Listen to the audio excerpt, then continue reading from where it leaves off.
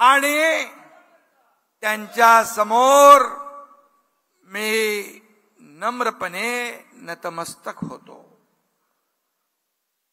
आज काँग्रेसच्या दावणीला बांधलेली शिवसेना सोडवण्यासाठी, बाळासाहेबांचे विचार जपण्यासाठी 2 वर्षापूर्वी आपण उठाव केला। मगाशी आपल्या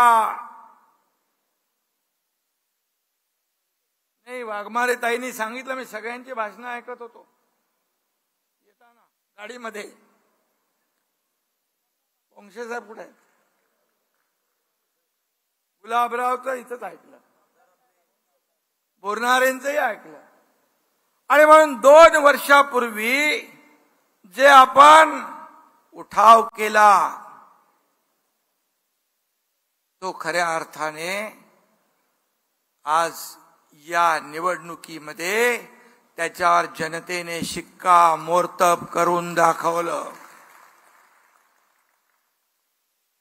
आणि आज आपण घेतलेला निर्णय कसा योग्य होता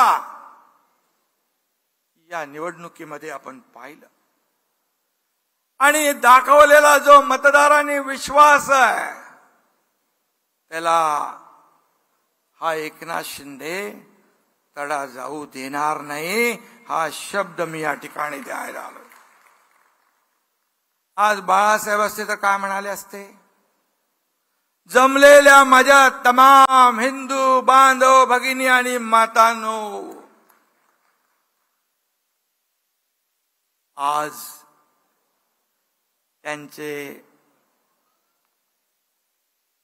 त्यांचा वारसा सांगणारे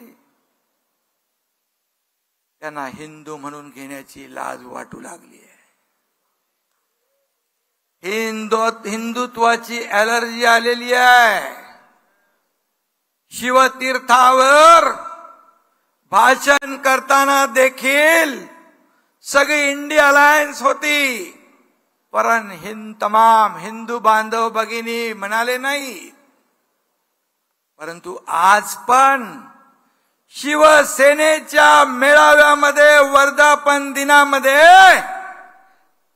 तमाम हिंदू बांधव भगिनी मातांनो बोलण्याचं धाडस त्यांनी केलं नाही।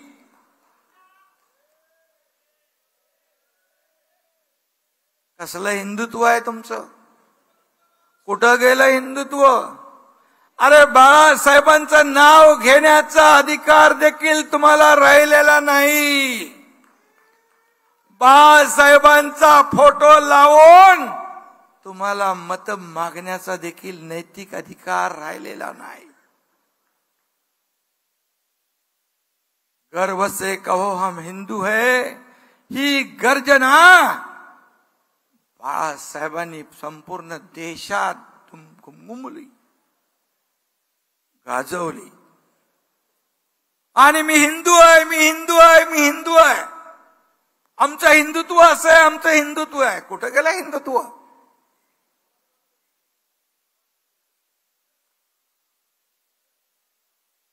आणि म्हणून धनुष्यबाण पेलण्याची हिम्मत आणि ताकद मनगटात लागते, ते मनगट आपलं शिवसेनेचं आहे।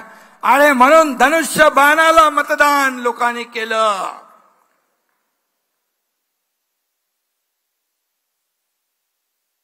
आणि एवढी कसली लाचारी मतांसाठी? बाळासाहेबांच्या विचारांना तुम्ही तिलांजली दिली, बाळासाहेबांचे विचार तुम्ही पायदळी तुडवले। आज आपण लोकसभेच्या 7 जागा जिंकलो। रामदास भाई